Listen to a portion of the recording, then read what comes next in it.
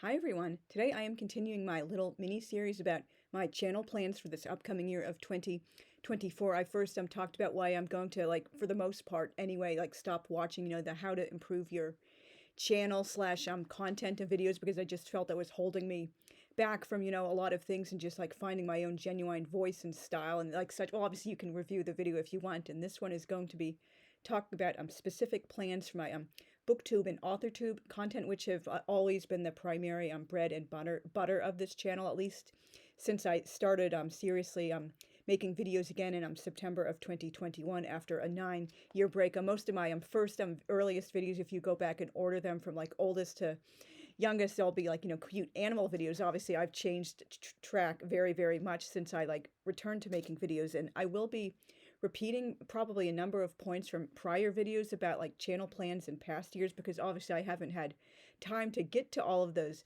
things yet. So anyway, first of off, I'm going to continue the technical side, because obviously that's really important if you want to present the most, like serious and professional looking videos you can, and like get other people to hopefully, click on your videos, and that the algorithm to recommend you to more people, and the right people. Obviously, if the algorithm is like showing your videos to people, but they're just not your target audience, of course they're not going to click, or they might click out of curiosity, but say, oh, this person isn't really my style. I'm not really into this type of topic. So like DNFing it after like, 10 seconds or something like that. And so I am going to continue improving my thumbnails for pretty much most of my YouTube journey over the last 2 years. I've been using the preview feature. I would take the pictures on the what do you call it, the photo booth app on the Mac, and then like play around a little bit, adding like text and stuff like that, and I'm previewing. Sometimes like this was like really fancy and advanced for me. Like for example, when I was like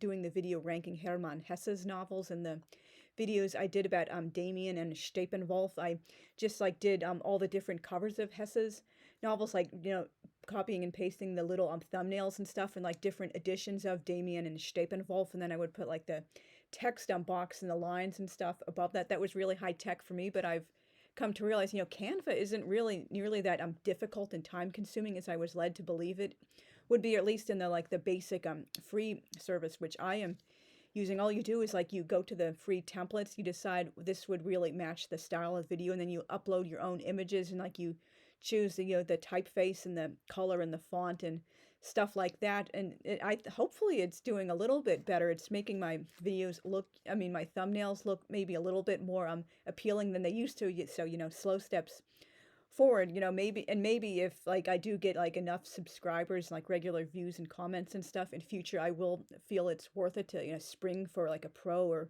premium version of Canva or some other software like that. And I will also be continuing to improve my lighting. I'm looking into, I believe it's called like a ring light. It looks like this, and you like put it next to you, because I realize it, because this isn't my own home, unfortunately. Hopefully within the year I will finally be moving back into my own place. Thankfully, this is so freaking overdue, but I just don't really have much control over when and where I can film. This is in my bedroom, and doesn't have the most best of natural lighting, and obviously maybe usually I can't like do videos when the lighting is as at its best, because there's like blabbing or coffee maker or whatever noise in the background. So you have to just like live with what your options are right now. And I will also continue improving my editing skills. Like most of what I need to do for my videos to date has been like fairly basic stuff, removing frames where I messed up or deliberately left a pause or lost my voice or had to cough or something, because I'm not going to leave like unprofessional, like clearing my throat in a video. That's just not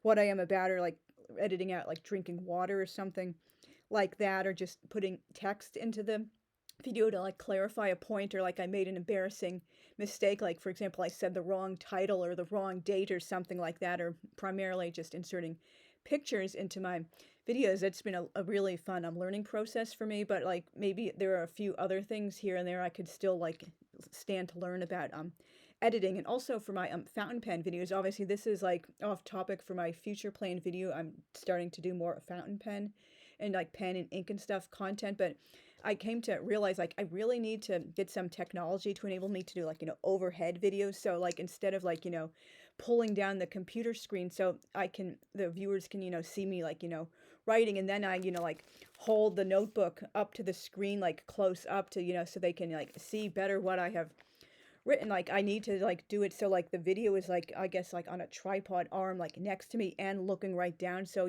my it just doesn't look like unprofessional, so it's just like the major view is just like the writing, so you're just like seeing it from like an overhead tripod arm. Let me know if you guys have any know how about like things you would most recommend for doing that, because I realize if I want to do a little bit more like fountain pen content, maybe like a few videos every month or something like that, I do want to look a bit like more serious and professional for that kind of thing, and maybe even for some booktube and authortube videos, like overhead I'm filming would be like better. And as I've said in like previous videos, I am still thinking about doing more tag videos, and I'm in arrears on the Shakespeare journey tag. I really am going to get to that hopefully in the new year, but obviously unfortunately everything changed after October 7th for hopefully reasons I don't have to explain, and just like so many planned videos and blog posts, they just like went out the window. I just felt like this isn't appropriate to do any of that stuff right now. That's all I can think about is like the tragedy happening to my people. So but hopefully I will be getting back to more like planned blog posts and videos like stuff in the year as like healing like starts a little bit. But again, I'm not going to just like do all tags, just I'm doing like content mindless generating clicks. Oh, this is going to make people like my videos or subscribe to me. I'm only going to do like tags if I genuinely like them and stuff like that. For example, I've seen tags that seem primarily geared towards, for example, like books published within the last year, and that's genuinely not most of what I read. So why would that, appeal to me? I would be like forcing myself to do something. Or like a sci-fi tag. I enjoy science fiction, but I just don't read like such a huge amount of sci-fi that I would, find easy answers to a tag that's all about sci-fi, or like forget about fantasy, or just some tags that seem like they're more geared towards people under the age of 30. I'm not trying to be an ageist prick or anything like that. It's just like, the types of questions they just seem more geared to someone from like a young generation with, let's say, like cultural references, or like, oh, do a fun little gif. Like I've never done a blog post like all about freaking gifs, or the book reviews, or it's like primarily gifs or just things like that. I own my age. I'm a dinosaur over 40, and I will again be like very limiting the readathons I participate in. They just weren't very successful in the past. I naively thought they would be great for like making more friends and like networking across booktube, and it just wasn't that. Like most of the time, even the people hosting the readathons, like, were not coming around to every video of every person like saying like, this, I'm participating, here's my TBR or pile of possibilities, or these are the videos I'm reviewing for each book I read for the readathon. So basically people are on their own, and I just didn't realize that. I guess I should have done a little bit more research. I guess being disappointed was my own fault. I had like unrealistic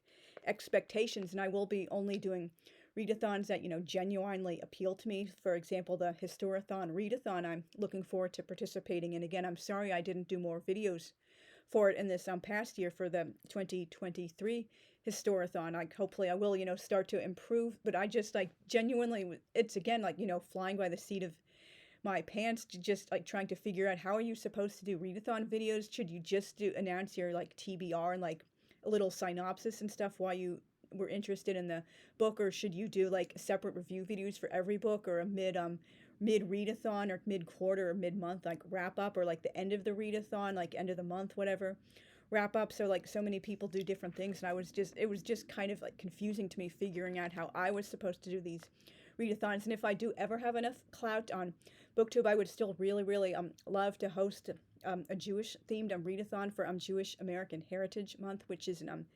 it's in May. It was like originally it was like could be in April or May. It was like a floating like date or week, but then it became like May the whole month permanently. I think it was 2006 by Bush Jr., who, like, believe it or not, he's my distant cousin. That was a huge shock to find that out when I was doing genealogical research, a few years ago. But you can't pick your family. Although like there are, well, I am also related to President Washington. I'm much happier about being related to that president than the two Bushes. And then anyway, like I do enjoy like doing like library book hauls, and sometimes just like showing off my shelf. I am like still due to get back to my bookshelf tour. I just didn't feel like there was enough like interest in the prior videos I did. Like, why put the bother and the effort into a video and only like 18 views and maybe not even one comment? But I'm not going to do hauls like TBRs, etc., just for the, clicks or generating content or hoping to get views and comments and stuff. It will be because like I genuinely like want to do this, and I thought it might be like interesting. I believe in doing original content someone wants to do, like whether or not like, oh, this is the popular topic everyone is doing now, so oh, I guess I better just jump on the bandwagon and do it myself. I'm all about, quality over quantity. And again, like, I'm not just going to copy like popular topics. Like a lot of the popular topics on BookTube, I realize this might be one of the factors and why I just still don't have a lot of subscribers and like, 5, 10 comments on each video by now the way I hoped. It's just like I just can't relate to wanting to do these. Like, for example, oh, the end of the month, wrap up of everything I read. That's just not something that I would ever really want to do myself, or like the mid-month wrap up, or like, oh, I'm doing this or that, or whatever other popular topics there are. I just I own being a lone wolf by this point in my YouTube journey. I'm going to continue like doing videos on topics that genuinely interest me and that I think are original, and maybe more people will become like interested in those topics eventually if they see like something that's more mainstream. And I do want to try doing more mainstream topics as long as they are still like original topics. Like for example, the top 10 whatevers I've done in the past. For example, like top 10 like book cover trends I hate, book trends I like, tropes I don't like, gimmicks, top 10 years or events I want to see more of in historical fiction, like overdone things in historical fiction, like great like pandemics, epidemics I would like to read more about. I have a bunch of blog posts on these topics, and I've been turning them into videos, and I do hope to do more of those. But because my lucky number, my favorite number is 11, I always add an extra one, so it's really a top 11, not a top 10. And for BookTube in particular, I am going to continue my Dantean content. I know I did like fall off a bit this closing year, and I still have to do both the blog post and the video about Contrapasso and Purgatorio. I do have a whole past video and blog post about Inferno, Contrapasso, which is like the whatever sin you committed in life, you're going to be like punished by and reminded of in the afterlife. Like for example, people who are prideful in purgatory, they're like have to carry these huge boulders on their shoulders, so they're like bent over instead of like all puffed up and straight, standing straight as possible with like pride. And just obviously you can go review that video if you want. It's my playlist all about Dante and the Divine Comedy, and a video about like the history of the translation of the poem into all different languages. I do have a prior video and blog post about like the general history of translation into English, but this would cover like all the languages of the world, like for example German, like Arabic, Spanish, like French, all the languages you can think of. It's a very, very interesting topic, and I will be continuing my mini-series about illustrations of the Divine Comedy. Next artist I'm hoping to cover is William Blake. I believe he's one of the fairly better-known artists outside of the big one, Gustave Doré.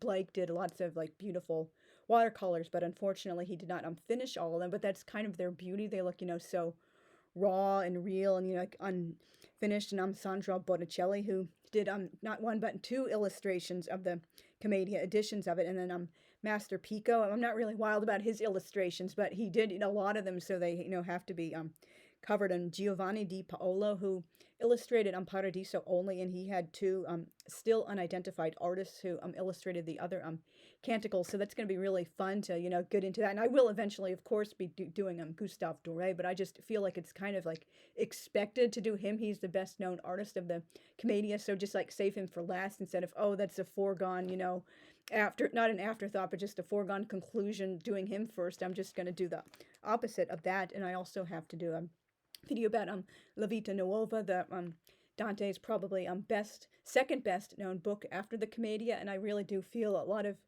people would benefit from understanding the poem and Dante's life in general if they read La Vita Nuova before the Commedia. And books that package the two great works together, they pretty much always put La Vita Nuova after the Commedia, when it would just make so much more sense to put La Vita Nuova before it, particularly because at the end, it's like basically leading in Dante saying, oh, I am going to, glorify my beautiful lost love, my lovely lady, in a way no one has ever glorified a woman ever before. And I'm have to, study philosophy for a long time before I can figure out how to do that. And I will like write the grandest poem of my life, and then bang, you can like go jump to the Commedia after you read La Vita Nuova. I just feel like it just naturally leads into it instead of the other way around. And I would like to do some videos about films about the Divine Comedy, both from the silent era and the sound era. I love silent films. I am so close. I'm only one film away from reaching number 1300 on my list. Like, I can't wait to see what it's going to be. And